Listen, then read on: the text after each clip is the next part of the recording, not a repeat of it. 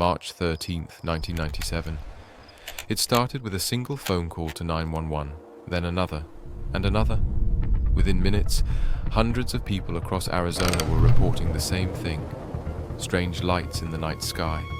Silent, triangular, massive. They weren't blinking. They weren't planes. They weren't alone. By the end of the night, over 10,000 people, from military officers to children, had seen something that defied logic. The US government called it flares. But the witnesses, they still swear it was something not from this earth.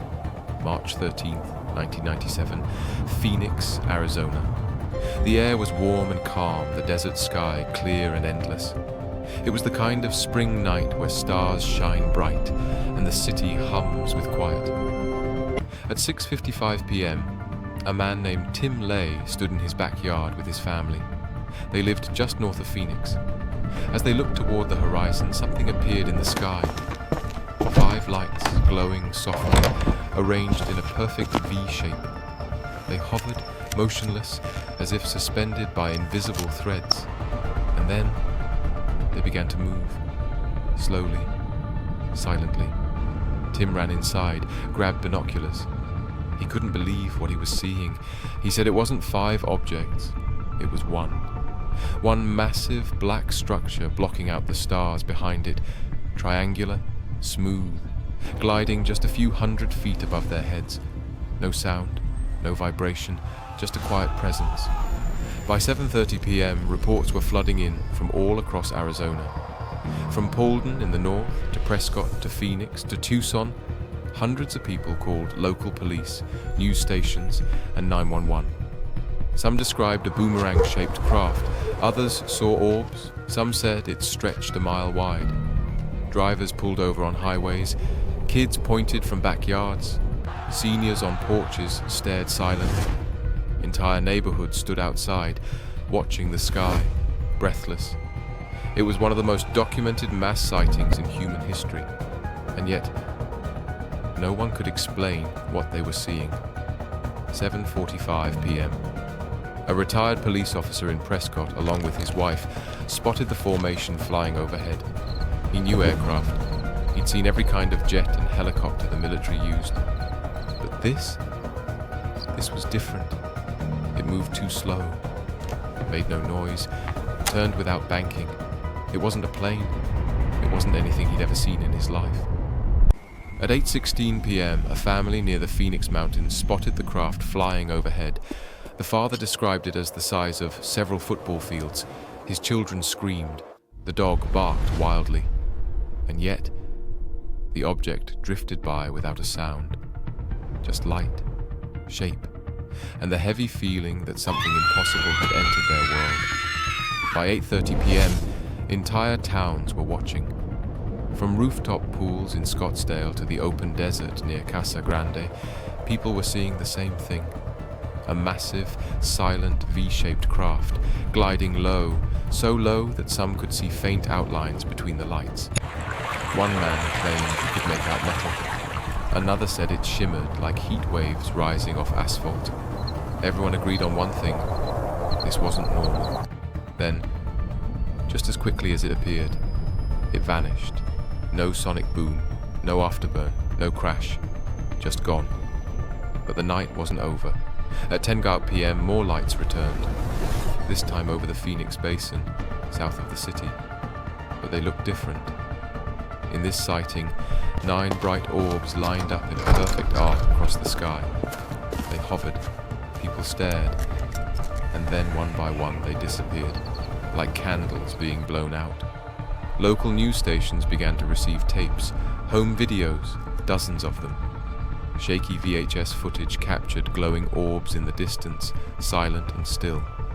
Some were seen for nearly 5 minutes, and then blackout.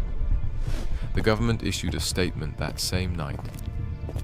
There's no cause for alarm, probably military exercises. But no one believed them. Why? Because Luke Air Force Base, just west of Phoenix, reported that none of their aircraft were in the sky that night. NORAD, the North American Aerospace Defense Command, later denied tracking any objects. the FAA had no radar returns, no blips, nothing. And yet, thousands saw something real, something unexplainable. The very next day, March 14th, phones rang non-stop at local police stations and radio stations. The story hit the evening news. Anchors showed the glowing lights caught on tape. Eyewitnesses described the object's movement, its silence, its sheer size. People wanted answers. But the government? Silence. Then, deflection. The official explanation, when it finally came, was this. What people had seen was a flare drop. On March 13th, they claimed, the Maryland Air National Guard had conducted a training exercise over the Barry Goldwater Range, southwest of Phoenix. The flares were released in formation, and that's what caused the lights in the sky. Problem solved, case closed. But witnesses weren't buying it. Why? Because they hadn't seen lights in the sky over a distant mountain range. They had seen an object, a single solid structure, triangle-shaped, dark, moving silently just above their homes. And flares? They don't hover for long. They don't drift silently in formation for miles.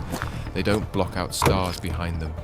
And they certainly don't travel from Prescott to Phoenix over 100 miles, tracked by thousands of people, without burning out in seconds. Something wasn't adding up. And the people of Arizona knew it. Among the witnesses was the governor of Arizona himself, Fife Symington. At the time, he laughed it off publicly. In a press conference, he even brought out a staffer in an alien costume to arrest him, jokingly blaming the alien responsible for all the lights. The room laughed. The press moved on. But 10 years later, in 2007, Fife Symington changed his story. He went on record. He admitted he had seen the object himself. He described it as massive, enormous. It made no sound. It was otherworldly. He said it was the most startling thing he had ever witnessed. And he was a trained Air Force officer. So why lie back then? Why the joke?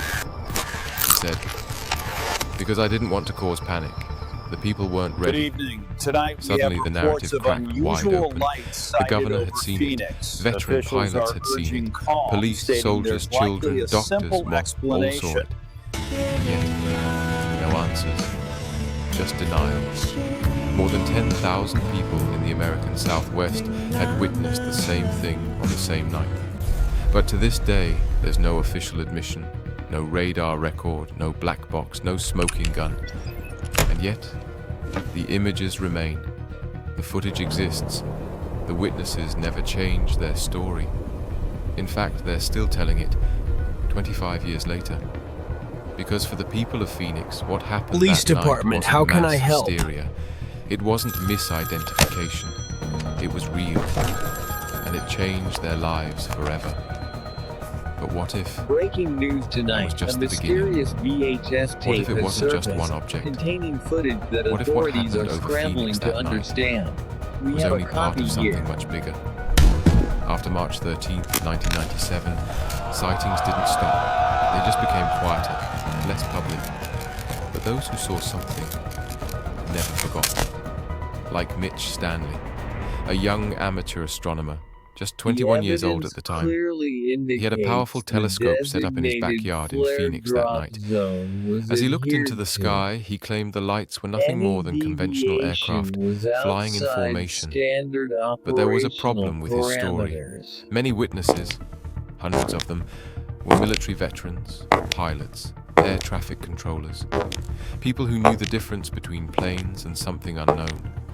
One man, a former air traffic controller at Sky Harbor International Airport, said that not only did radar not pick up anything, but several pilots in the air that night radioed in to ask, "What are we looking at?" For evasive There was no response, maneuvers. because no one had an answer. As you can see In the by weeks the that followed, diagram, Arizona became a magnet for UFO researchers.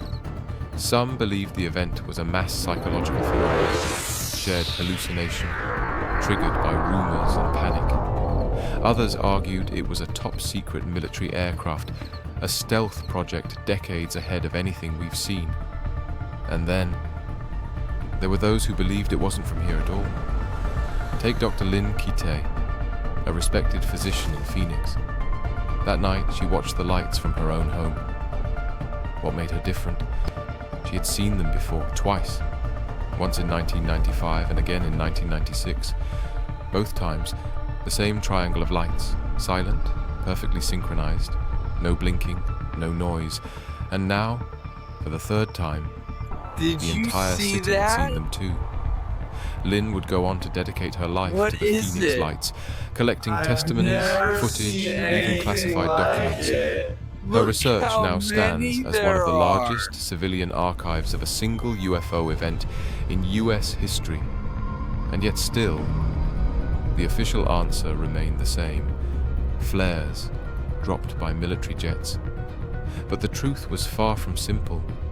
On the same night, in the same time window, sightings weren't limited to Phoenix. They came from Nevada, California, even parts of northern Mexico.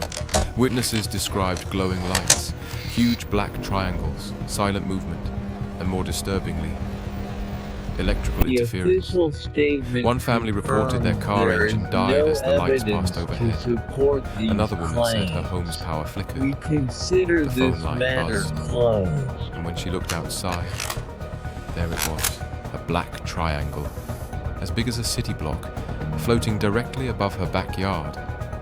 It didn't make a sound. It just hovered. Then, it was gone. And what about the US military? If the lights were their flares, why wait months to issue a statement? Why not announce the exercise that night? Why did NORAD initially say they had no radar activity, then later walk it back? Why were air traffic recordings unavailable? And if it was just training, why didn't a single pilot come forward? The more questions people asked, the quieter the answers became, until eventually they stopped altogether. In 2004, 7 years later, a US Navy pilot named David Fravor made headlines. He encountered a strange tic-tac-shaped craft off the coast of California. It moved without wings, defied gravity, changed direction instantly. Sound familiar?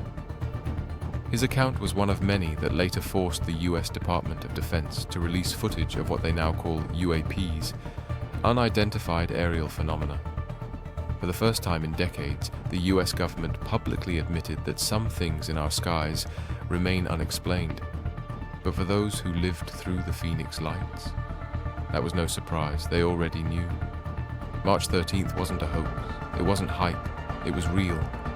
And it was seen by thousands in every neighborhood, from every walk of life, and their stories remain eerily consistent. Some say they felt fear, others awe. Some described it as spiritual, like staring into something ancient, intelligent, watching. Even today, the memory of that night haunts the desert. Tourists still visit the mountains hoping to catch a glimpse.